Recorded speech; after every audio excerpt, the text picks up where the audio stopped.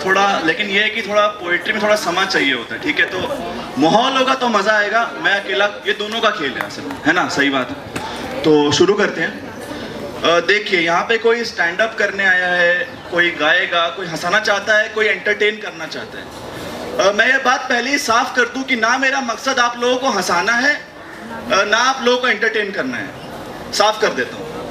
बस मेरे मन में कुछ भड़ास है, उनको मैं आज निकाल देना चाहता हूँ। होता है ना ऐसा कि तुम्हें सूसू आ रहा हो लेकिन तुम्हें वॉशरूम नहीं मिल रहा हो, वही है मेरी हालत। ये मेरा वॉशरूम है समझ लो, और मेरे मुंह से मेरी भड़ास निकलेगी, ठीक है। चलो, ताली भी बज रही है, भड़ास भी निकलेगी।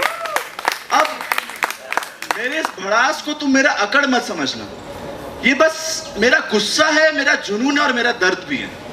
तो अब हम अलग हो गए हैं, मिरांडा ज्यादा दूर नहीं है, तो मेरी माइक शायद वहां तक आवाज भी पहुंच सकती है। तो तुम्हें पाने की कोशिश में आज भी पागल हो जाता हूं मैं कभी कभी।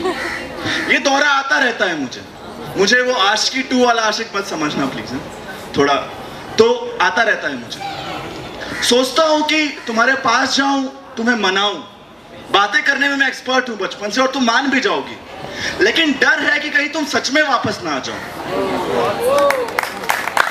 डर है कि कहीं तुम सच में वापस ना आ जाओ, क्योंकि तुम्हें याद करने में जो मजा है वो तुम्हारा होने में कहां।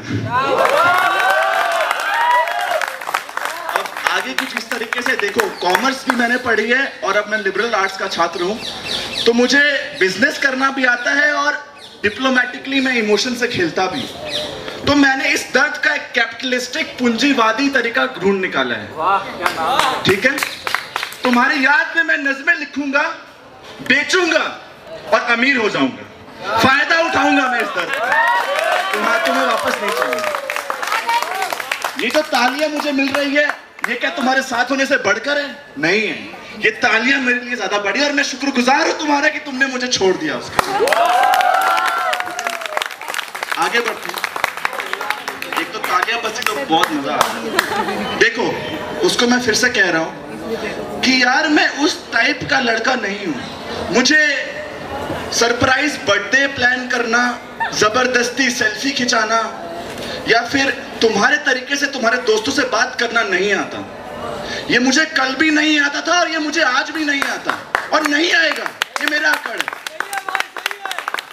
अब दिक्कत ये है कि तुमने कभी मेरे प्यार को समझा ही नहीं, ठीक है।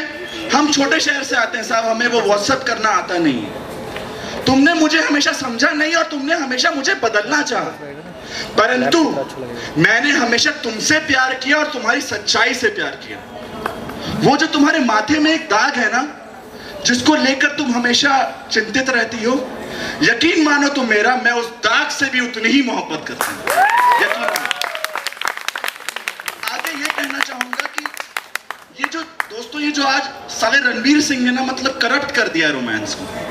आज मुझे बेफिक्रे नहीं चाहिए साहब, मुझे डीडीएलजे वापस चाहिए, मुझे प्यार हुआ, इकरार हुआ वापस चाहिए। इस साले रणवीर सिंह को हटाओ, शाहरुख खान को वापस लाओ, मैं ये चाहता हूं। तुम्हारी याद में आज भी मेरे निशान है घर पे।